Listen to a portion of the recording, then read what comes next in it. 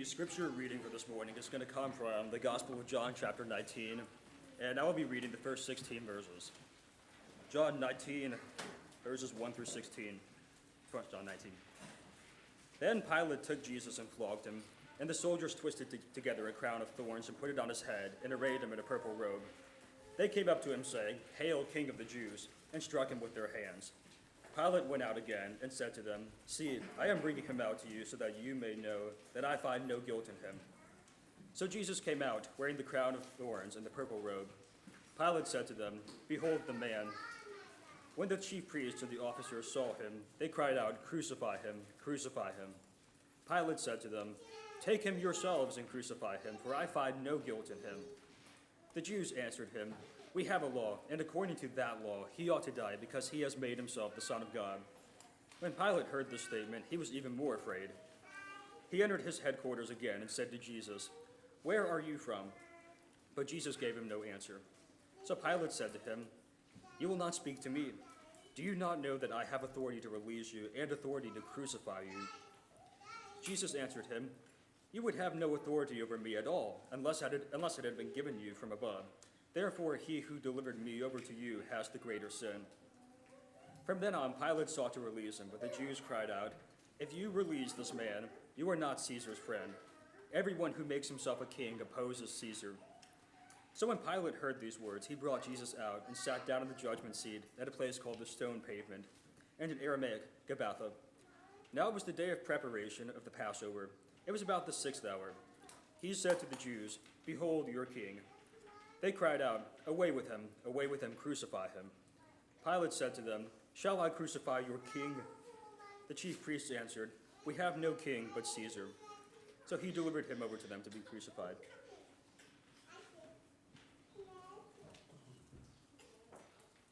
Good morning. I'm going to need to get my stuff set up here. So as I'm getting my stuff set up, you can go ahead and get yours taken care of. If you want to open up your Bibles to John 19, I'm going to go to a couple other places this morning in our readings, but John 19 is going to be our main text. And so if you're visiting with us, or if you're here and you just don't have a Bible on you right now, in every row, Melissa has put 2 little black Bibles. And so that's going to be page 851. That'll get you close, I think, to John 19 and verses 1 through 16. And so you can open up there and read along with us today. I've only been doing this for 10 years, so I forget sometimes, you know. It happens. Okay. So this morning, what I would like to do, I'll tell you kind of the roadmap of where I intend to go this morning, so you can know what to expect, and maybe this will help you to divide out your notes if you're taking notes a little bit on that. The big thrust of this morning's lesson, the first chunk of the lesson, is just to see something about Pilate in the Gospel of John that I don't normally think about. When I think about Jesus being hung on the cross, that he was beaten and abused and tortured and eventually hung on the cross to suffocate and die. When I think about that story, you know, there's a lot of people who are very guilty in that story. And Pilate is going to be one of the people who's very guilty. But in the first part of this lesson, as we run through, I'll start a little before John 19, but as we run through the Pilate story, one of the things that I want you to notice, and maybe you've seen this before, maybe this is not such a big deal to you as it is to me, but it's shocking to me every time I relearn this lesson, it's that Pilate did not want to crucify Jesus. He says it multiple times, and we see it over and over and over again, him outright saying the words, "I do not want to do this thing," and not only that, but trying to find ways to escape and to not have to do it. And so that's really the big push of the lesson today as we run through our text and see what God has had to say to us. That's the thing that I'm looking at. I want to make bullet points. Look, I don't want to do this. at the end of that section, what I would like to do, since every lesson we should learn something, and every lesson we should be changed by it. And so the second part of the lesson is going to be, so what does any of this have anything to do with me? And I'll hold off on making that point until we actually get there. So let's do this. Let's start just a little bit early. Before John 19, we're going to start up in John chapter 18 and verse 31 specifically. I think that what you could do, I think if you're making sections or notes, I think that you could probably start it in verse 28. Because 28 is where Jesus has already gone through the pretend kangaroo court with the different high priest and the Jewish leadership. And the Jewish leadership has already done what they're going to do. And so they say, we're going to hand him off to Pilate because there's only so much that they can do. They can't put Jesus to death, and they want the death penalty. So they got to go through Pilate to do that. And that starts in verse 28. But if you look at verse 31, this is the first major thing that I want you to notice. Pilate said to them, "Take him yourselves and judge him by your own law."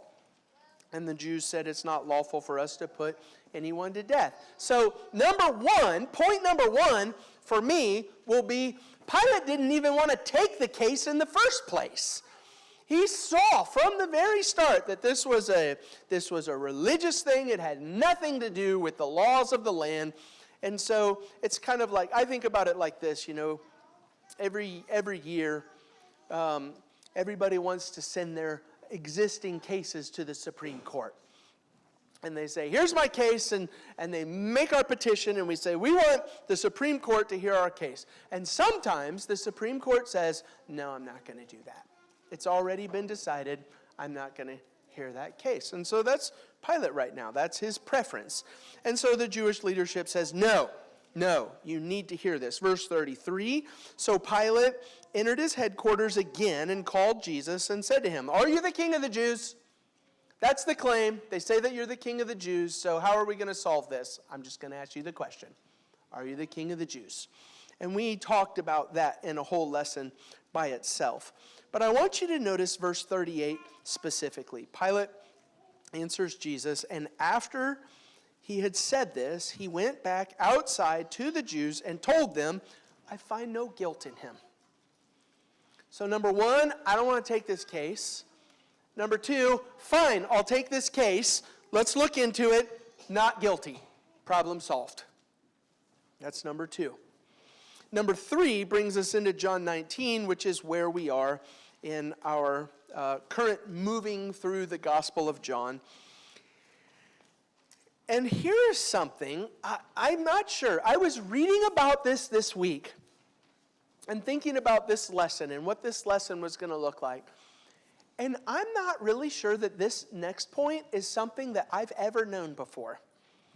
I'm sure I've read it 1,000 times, but I'm not sure that I've ever known this next point. And that is, when Jesus was scourged and beaten, it was not just a part of the conviction to say, he's going to go to the cross, let's scourge him and beat him. Matthew's gospel, Matthew and Mark, look, let's read that. If you don't know your Bible too well, that's fine. You don't need to turn over to this one. I'm going to go to Matthew 27 and verse 26. Matthew 27 and verse 26, and I'm going to read 26 to 31. So Matthew 27 and verses 26 to 31. It says, "Then he released for them Barabbas, and having scourged Jesus, delivered him to be crucified. And then the soldiers took Jesus, and this is where they crucified him." So both Matthew and Mark's gospel kind of show you this picture of, here's the trial, and Pilate hands Jesus over and says, scourge him and beat him and crucify him. Luke's gospel gives us something a little different. Luke 23:16. I'll read this section. Luke 23 and verses 16 down to verse 25. So Luke 23, verses 16 to 25, this is what Pilate says. These words in verse 16, the words they give you a little bit different impression. In verse 16, Pilate says, I will therefore punish and release him. And they all cried out together, away with this man, release to us Barabbas. And they're crying out, crucify him. And Pilate saying, what evil has he done? And so verse 24, Pilate decided that their demand should be granted, and he released the man who had been thrown into prison for insurrection and murder, for whom they asked. But he delivered Jesus over to their will. And then they are leading him away to crucify him. And so Luke's gospel gives us something a little different. It says, it's not that Pilate convicted Jesus, now he's guilty, I'm handing him over, scourge him and beat him and then crucify him. Luke's gospel says to us, no, let's do this. Let's just beat him. And then after we beat him, we can be done with this whole thing. Nobody needs to die today, is the main thrust of this. John's gospel really brings that to life. John's gospel really puts some flesh and bones on this idea that we've already been talking about, where Pilate says, this is not the right thing to do. We do not need to put Jesus to death. Let's read John 19 in verses 1 through 5. Pilate took Jesus and flogged him, and the soldiers twisted together a crown of thorns and put it on his head and arrayed him in a purple robe. And they came up to him saying, Hail, King of the Jews! And they struck him with their hands. Matthew's gospel says that they beat him with sticks, so they ran the thorns into his head with sticks. They're abusing him in this section. Verse 4, Pilate went out again and said to them, See, I'm bringing him out to you, that you may know. For the second time we see this phrase, I find no guilt in him. So Jesus came out wearing the crown of thorns and the purple robe, and Pilate said to him, Behold the man. And the main idea here is Pilate saying to the Jewish people, we should not even have done this, but I gave you something. Let's move on. There's no reason to crucify him. The behold the man, I read two things that I thought were really interesting with this, and I want to share them with you. Pilate is speaking with dripping irony. Here is the man that you find so dangerous. Oh, you got to bring Jesus to me because he's the King of the Jews. And so Pilate beats him to within an inch of his life. And here he is all bloodied up. He's got a crown with blood going down his face. And they put this robe on him. And everybody's making fun of him. And Pilate says, are you happy now? Look, we can all see what a giant threat he is to the Roman Empire. He's just beaten to death, bleeding all over the place. That's what behold the man is. And the idea is Pilate saying, are you happy now?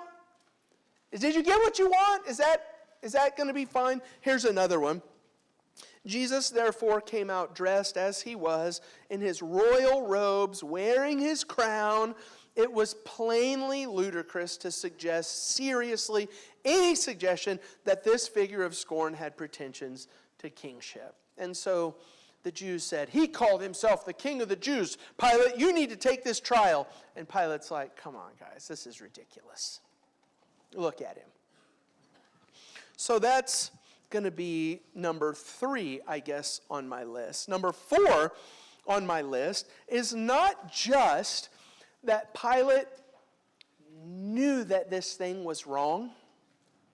He felt that this thing was wrong. Those are different. Those are different sometimes. Whenever we are confronted with some trial in life or some sin that we're confronted with in our own daily walks, it's one thing to know, you know what, This is not the right thing to do. Intellectually, I know this. It's a whole nother thing to have it in your heart and to have that wrenching pain in your gut to say, this is not right. That's Pilate in this situation. Read verses 6 through 8 with me. When the chief priest and the officers saw him, that's Jesus, beaten half to death, they cried out, crucify him, crucify him. And they're shouting out, this is not enough. It's not enough what you've done. We want him dead. And Pilate said to them, take him yourself and crucify him. I find no guilt in him. That's the third time. You might even be tempted. I'm tempted. I think tomorrow after we talk about this, Monday morning at the Mackey's, I'm going to go through with a highlighter, and I don't know what color yet. But 3 times on this page, Pilate says, not guilty. I find no guilt in him. I want to see that on my page. And so he says to the Jewish people, I don't want to deal with this. You deal with this. This is your problem, not my problem. Verse 7, the Jews answered, we have a law, and according to that law, he ought to die because he has made himself the Son of God. If you're interested, it's probably a reference to Leviticus 24:16, and it says anybody who blasphemes shall be stoned to death. That's the law. In verse 8, when Pilate heard this statement, he was even more afraid. So that's interesting to me that it says not just that he was afraid, it says he was even more afraid. And there are 2 things that I think that we might put on this list. The first thing that we might put on this list, I'm not going to turn over there. I wrote it in my notes, so I'll read it to you right now. But you might want to put this right here as a marginal note. In Matthew 27:19, Matthew 27:19, it says, while he was sitting on the judgment seat, his wife sent word to him, have nothing to do with that righteous man. I have suffered much because of him today in a dream. So here's Pilate doing something that he already feels bad about, doesn't want to be doing, and his wife is sending him messages saying, I had dreams about this, Pilate. Let's not. So that's number 1. Number 2 is, I'm not going to read this extended quote to you, but I'll summarize the basic idea that almost all of my commentaries say. Whenever you refer to somebody as a son of God, as a divine figure, to the Jewish mind and to our minds, we read the Bible, we think Messiah. To a pagan mind, to a Greek or to a Roman mind, it's very possible, especially to superstitious people, who Pilate was one of them. It's very possible that, one of these divine, half-man, half-God figures has come down into the world to test you and to see what things are going to be like. There's all kinds of stories like that in pagan mythology. And the Jewish people just say to Pilate, he said that he's the Son of God. And Pilate's like, I just had him beat half to death. What if it's true? And so it's not just, I don't want to do this thing because it's not right. He feels it. And not that he's afraid. At this point now, he's even more afraid. In verses 9 through 11, we have our next one. He entered his headquarters again and said to Jesus, where are you from? But Jesus gave him no answer, so Pilate said to him, you're not going to speak to me? Do you not know that I have authority to release you and authority to crucify you? And Jesus' response, I don't know if this sent a chill down Pilate's spine or not, but here is Jesus who's been beaten, and Jesus' response is, you wouldn't have any authority unless it was given to you. And Pilate's like, I don't know how I would feel in those shoes, but I think Pilate is not having a good time right now. Let's look at verse 12 for just a few minutes. From then on, Pilate sought to release him again. Again, the text is telling us that Pilate does not want any part of this. Pilate sought to release him. But the Jews cried out, if you release this man, you are not Caesar's friend. Everyone who makes himself a king opposes Caesar. That is an outright threat. The Jewish people just threatened Pilate. And the threat sounds something like this. We tried to do this the nice way. He claimed to be a king, and you wouldn't do anything about it. And so then we told you about our law. He claimed to be the Son of God, and our law says put him to death, and you're not going to do anything about it. And what verse 12 is the Jewish people saying to Pilate, do we need to escalate this to your boss? Do we need to talk to him about this, who is the Roman emperor? And if you're Pilate right now, let's read this section. This is from Leon Morris's commentary. Philo tells us that on another occasion, when certain Jewish leaders spoke of referring a certain matter to the emperor Tiberius, Pilate, this is a quote from Philo, he feared that if they actually sent an embassy, they would also expose the rest of his conduct as governor by stating in full the briberies, the insults, the outrages, the wanton injuries, the executions without trial, constantly repeated, the ceaseless and supremely grievous cruelty that Pilate was known for. It is plain enough that Pilate would not relish an imperial scrutiny of his governorship. And so the Jews are saying to him, hey, do we need to escalate this? And Pilate's response is, that's probably not going to end well for me if we do that. And so that's going to bring me to what I have called this lesson, Pilate's abdication.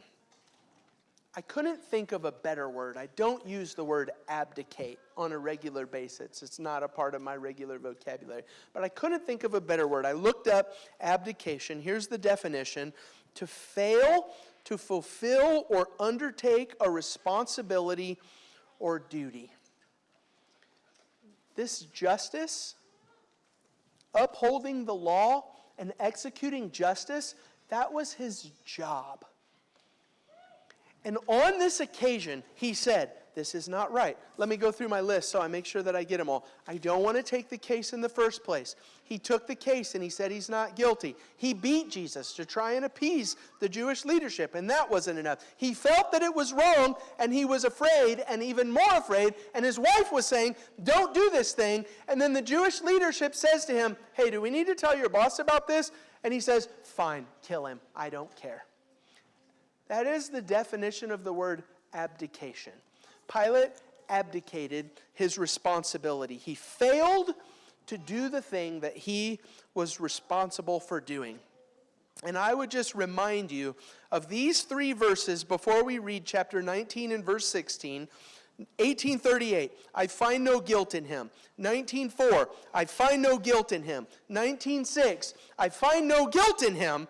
19:16, so he delivered him over to be crucified.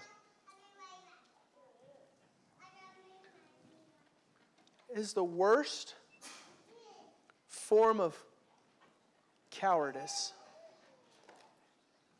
the worst failure of leadership, maybe in the history of the entire world. And so here is part one of the lesson. Part one of the lesson is to take a look at this story, the story of Pilate, and to see that he abdicated his responsibility. That's the information. Part two. Part two is going to be this. Why is it so easy for us to point the finger and to read this story about Pilate and to see all of his moral failures and say, you hung Jesus on a cross. You are one of the grossest human beings in the history of the entire world. Not just to fail to uphold justice, but to do it to Jesus. Why can we point the finger at Pilate and see it so clearly and not see it in our own selves? That we do almost exactly the same thing. That's the second part of this lesson. As gross and awful as you feel about Pilate right now and what he did, I do it too. And so do you. And you see it in a couple of different forms. Every once in a while, I have heard in the past sermons from the old days. I call them the old preachers. So I sometimes would also call them the good preachers. But the old preachers used to talk about sins of omission and sins of commission. And I always remember it. Like, that's the preacher who said something that I remember. But that's what we're talking about right now. Sins of commission. Let's take the Pilate scenario and import that into my own life. I know that this thing is wrong. I've been told by other people, don't do it. This is sinful. It's wrong. I feel it in my heart. I feel the wrenching pain in my gut. This thing is wrong. And then I go ahead and do it anyway. How is that any different from Pilate? And you might argue this. You might say, well, I mean, this is my sin. It's not like I put Jesus on the cross. You want to think about that again? Jesse sang the song this morning, I'm the one. Yes, you did put Jesus on the cross with that sin. That is exactly the reason why Jesus went to the cross. Because I know my sin and choose to go ahead and do it anyway. Let me read you a passage here. Romans chapter 7. Romans chapter 7, and we're going to read verses 15 to 20. Romans 7, and I'm going to start in verse 15.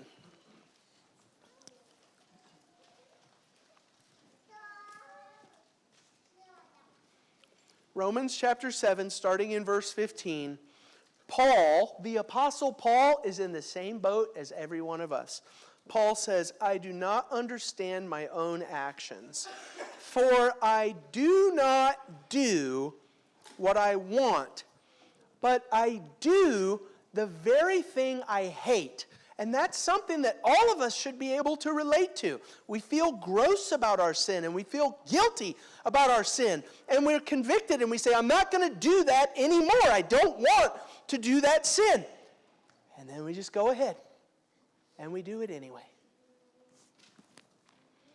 16, now if I do what I do not want, I agree with the law that it is good.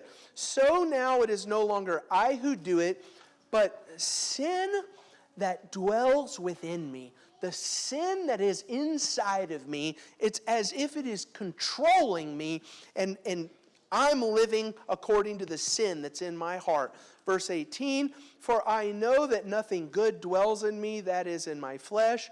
For I have the desire to do what is right, but not the ability to carry it out. For I do not do the good I want, but, he says, I do the evil. The evil I do not want is what I keep on doing. Now if I do what I do not want, it is no longer I who do it, but the sin that dwells within me. And so number one, sin of commission. And I'm doing this lesson, and I'm saying this to you right now because this has really helped me. I guess I've been working on this lesson for 2 weeks now. And over the last 2 weeks, this lesson has really helped me when some unwanted thing creeps into my heart or some unwanted sin creeps into my mind, whereas in the past, I might have said, but I'm going to go ahead with it anyway, knowing full well that it's wrong. When it creeps into your heart, you stop and you ask yourself, do I want to be compared to Pilate on Judgment Day? Do I want to abdicate my responsibility to God and to just set it aside and say, nah, who cares? I'm going to do my sin anyway. No, I don't want that response. Okay, so there's sins of commission, sins of omission. I know the thing that I'm supposed to do. I've got a bunch of different examples, I'm torn right now. Over the last couple days, I was like, maybe in this part of the sermon, I'll just run through a handful of illustrations. And I'm kind of torn about it because I don't want to throw out the illustration and maybe divert your mind from the thing that's in your heart right now. But here are a couple of the illustrations that I think of. You know, you're a Christian. You've been a Christian for a long time. The church family has come together. They are together. They're worshiping. They're doing the thing that the church family is doing. And you're at home, not with the church family, knowing that you should be, and feeling, I know that this is where I'm supposed to be right now, and then you say to yourself, but I'm not going to do it anyway. Or this is another one that kept popping up in my mind. You're sitting in front of your phone or your computer, knowing full well that the pornography you're about ready to turn on is not okay. And you know it, and you feel it, and it is so inside of you that you even switch your phone over to incognito mode because you don't want to be found out. And so you know everything about this, that this thing is wrong, and you say, but I'm going to go ahead with it anyway. Or maybe it's a person. Maybe it's some person. It happens a lot with our younger kids. I don't know. Maybe I should include older people in this. It happens a lot with our younger kids. There is some person, some influence in your life that you know. It doesn't matter what I say. I don't have to tell you. You know that this thing is not right and good for you. And then you just go ahead with it anyway. You are Pilate. You are Pilate right now in that situation, responsible for hanging Jesus on the cross. James 4:17 says, whoever knows the right thing to do and fails to do it, for him it is sin. And so let's be horrified with Pilate and what he did. And then let's apply that same standard to ourselves and not abdicate our responsibility to the Lord. If you're here this morning and you're not a Christian, this would be a really good application for you, I think, to sit there and say, do I know what I need to do in order to be a Christian? And I'll tell you, I'm not trying to make it weird and uncomfortable about this, but I know right now, here today, that there are people sitting in this room who knows what you need to do in order to become a Christian. I know my sin. I know I'm separated from God. I know the way forward, the forgiveness of my sins through Jesus. I know everything. And we're going to sing the song of invitation, and you're going to sit there and you're going to say, but I'm not going to do anything about it today. Let's not be Pilate. That's the point of this lesson. Let's not be Pilate. If we can help you with something, let us know as we stand and sing the invitation song.